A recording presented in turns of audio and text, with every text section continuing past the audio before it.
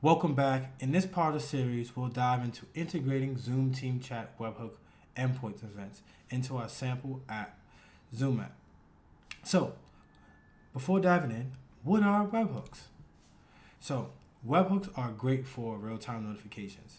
Anytime you want to perform an action or get notified about something happening in Zoom Team Chat, webhooks have got you covered as it replaces the need to make frequent API polling requests with real-time notifications. So, why use webhooks? So, webhooks are great for keeping external systems like CRMs in sync, ticketing platforms, or internal dashboards all in sync.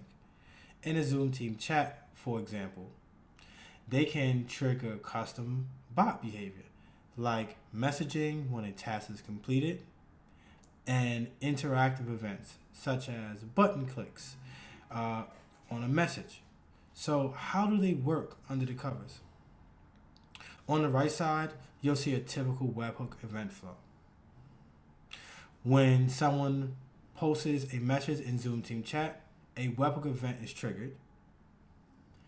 Zoom sends this event to the backend endpoint that was provided in the Zoom Marketplace, which we'll go over.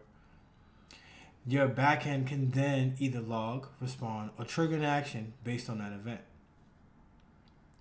With all that in mind, and now that we've covered what webhooks are, their use cases, and how the workflow looks from an event trigger to the backend processing, let's dive into the implementation details.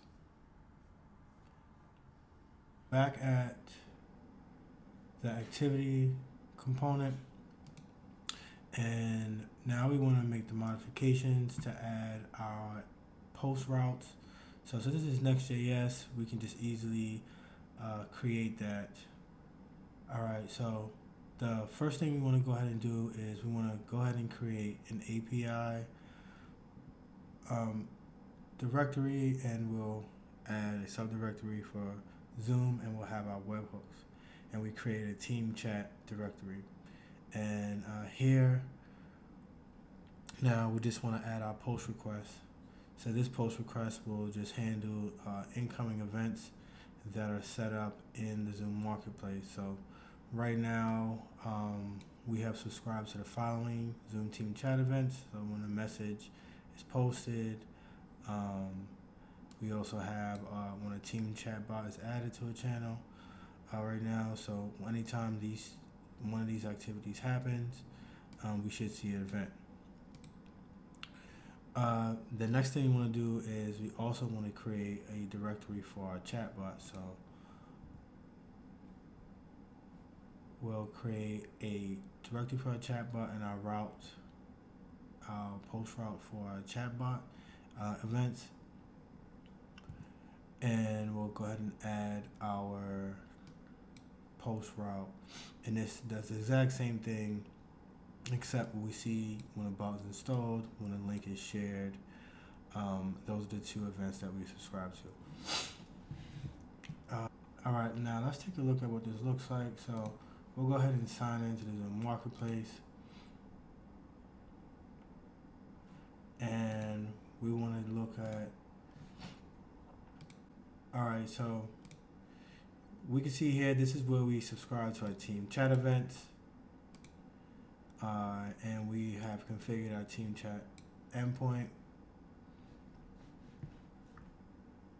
And on our surface, when we scroll down to our team chat, we see that we've already subscribed and added our endpoint for our chatbot events. All right, so now let's check this out. All right, let's test it out. So let's first test out the chat channel. So we've configured in our team chat route when messages are posted. So we'll go ahead and post in this chat channel.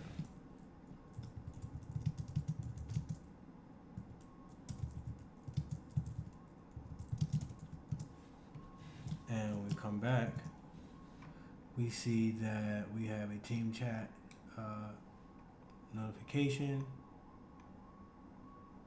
So that have worked as expected. And This is all of the user data. So now let's test the chatbot. So we currently have for team chat, we have, when a link is shared, we're going to unfurl this link. So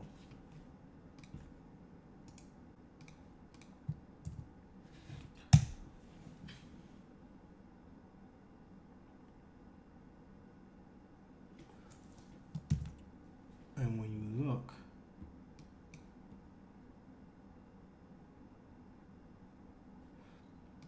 we see that our a link was shared and a notification was also event was just triggered as well. All right, that's it for now. Until next time, happy coding.